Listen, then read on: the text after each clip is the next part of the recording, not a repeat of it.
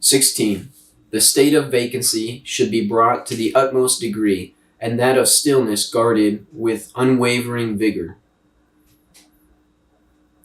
All things alike go through their processes of activity, and then we see them return to their original state.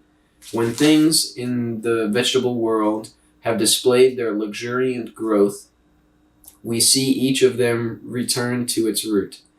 This returning to their root is what we call the state of stillness, and that stillness may be called a reporting that they have fulfilled their appointed end.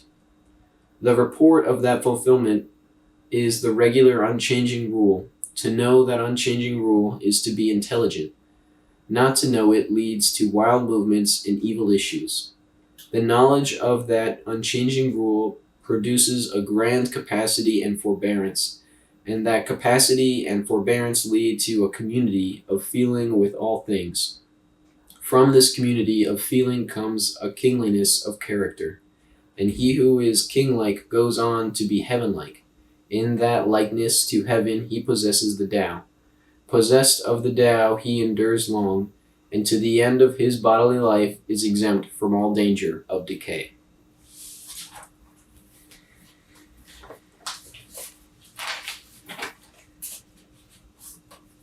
"16. Know eternity. Seek an open mind, the ideal of vacuity. Seek composure, the essence of tranquility. All things are in process, rising and returning.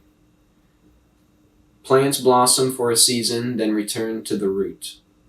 In returning to the root, we find tranquility. This leads to our destiny, which is eternity. To know eternity is enlightenment. To ignore eternity is to invite calamity.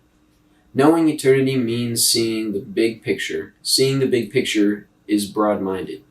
Breadth of vision brings nobility. Nobility is close to divinity. The Tao is divine. The Tao is eternal. Death is not to be feared."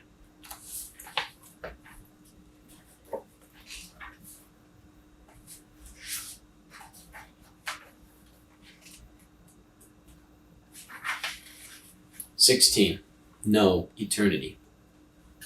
All works in cycles because cycles are self-perpetuating and so eternal.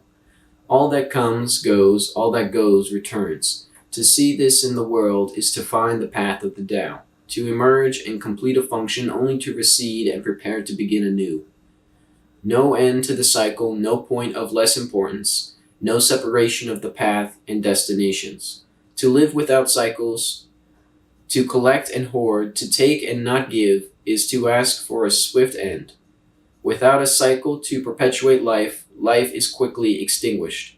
It is in the openness, calm, and stillness of experience that you can find the Tao's path, a cycle that perpetuates life as you perpetuate it. One does not find heaven by ascending higher, but rather by accepting and building a place where you are. A community made for others and not for the self will long endure. So too will those who continue its existence. Reduction. Constant growth cannot be sustained.